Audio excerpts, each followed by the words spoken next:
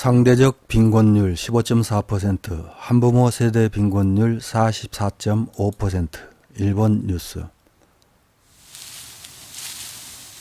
GDP 세계 3위의 선진 경제대국을 자부하는 일본이지만 세부 지표를 살펴보면 경제대국이라는 말과는 어우러지지 않는 모습입니다. 일본의 상대적 빈곤율은 2021년 기준 15.4%로 일본 국민 7명 중 1명이 빈곤하다고 합니다.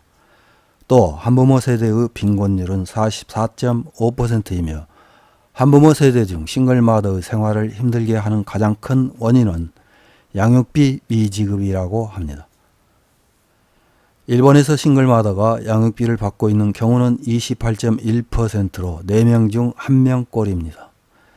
나쁜 면에서는 서로 앞서가려고 경쟁하는 사이인 우리나라 한부모 세대 빈곤율은 47.7%이며 양육비 지급률은 20%대라고 합니다. 한국과 일본은 양육비를 지급하지 않을 때의 법적 조치와 절차는 너무나 세세하게 잘 만들어져 있지만 당사자들이 이를 활용하기에는 여러 가지 제약과 시간 문제가 따른다는 공통점이 있습니다. 이렇게 한일 양국은 당사자 간 다툼으로 해결하라는 방식이지만 독일, 스웨덴, 핀란드와 같은 유럽식 복지사회 국가에서는 미지급 양육비를 국가가 대신 지급한 후 미지급자에게 그 비용을 청구하는 양육비 대지급 제도를 실시하고 있습니다. 일본 언론에서 보도한 한부모 세대 중 싱글마더를 힘들게 하는 양육비 미지급과 관련된 기사를 확인해 보겠습니다. 10월 30일 더 골드 온라인에서 보도한 한부모 세대 빈곤율은 44.5%, 싱글마더를 괴롭히는 양육비 미지급의 실태라는 제목의 기사입니다. 후생노동성의 2023년 국민생활기초조사 결과에 따르면 2021년 아동의 상대적 빈곤율은 11.5%이며 한부모 세대에 한하면 44.5%로 절반 가까이가 빈곤 상태에 있습니다.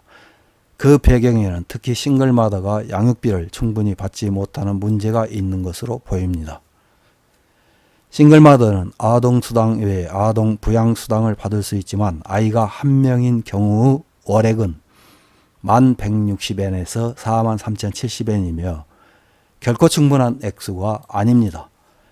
시정촌이 독자적인 수당을 마련하고 있는 경우도 있지만 그것에도 한도가 있습니다. 그래서 중요한 역할을 하는 것이 이별한 아이의 아버지로부터 받는 양육비입니다. 후생노동성 2021년도 전국 한부모 세대 등 조사 결과 보고를 보면 20세 미만 자녀를 양육하고 있는 모자 세대 어머니의 수급 상황은 현재도 받고 있다가 28.1%로 약 4명 중 1명에 그쳤습니다. 한편 과거에 받은 적이 있다는 응답은 14.2%로 당초의 양육비 약정조차 이루어지지 않은 케이스가 상당수 있음을 알 수 있습니다. 애초에 양육비 약정조차 하지 않은 케이스도 있습니다. 싱글마더 전체에서는 약정을 하고 있다가 46.7%인 것에 반해 약정을 하지 않았다가 51.2%로 상회하고 있습니다. 또 혼인 유무에 따라서도 차이가 있습니다. 이혼 싱글마더는 46.7%가 약정을 하고 있다인 반면 미혼 싱글마더는 13.6%에 그쳤습니다. 게다가 미혼 싱글마더 중 현재도 받고 있다는 51.2%이므로 단순 계산하면 미혼 싱글마더 전체 중 약 7%만 양육비를 받고 있는 것입니다. 미혼 싱글마더 세대의 경우 현재 90%를 넘는 케이스에서 아버지가 책임을 다하지 못하고 있는 것입니다. 싱글마더 세대의 양육비 약정을 하지 않은 이유로 복수 응답한 결과를 보면 1위 상대방과 관계되고 싶지 않다. 2위 상대방에게 지불할 의사가 없다고 생각했다. 3위 상대방에게 지불할 능력이 없다고 생각했다 입니다. 또 상대방으로부터 신체적 정신적 폭력을 받았다 15.7%, 약정 협상을 했지만 마무리되지 않았다 14.6%입니다. 남성의 이합적인 태도나 강경한 거부로 양육비를 청구하지 못한 케이스도 상당수 있는 것으로 추측됩니다. 반면에 어머니가 처음부터 양육비를 필요로 하지 않는 자신의 수입 등으로 경제적으로 문제가 없다는 7.3%에 그쳤습니다.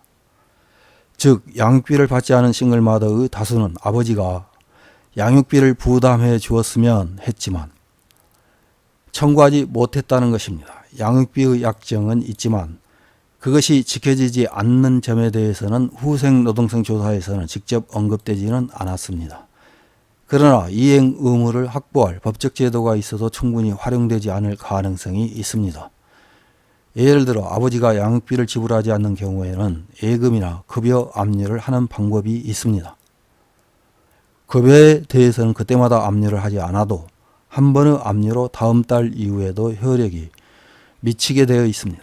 그 전제로 부채 명의를 얻어야 합니다. 그것은 이혼소송의 확정 판결, 조정조서, 심판서, 공정증서 등입니다.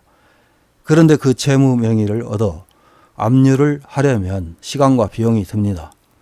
이에 따라 이행 의무 확보 제도를 확충해 가는 것은 시급합니다.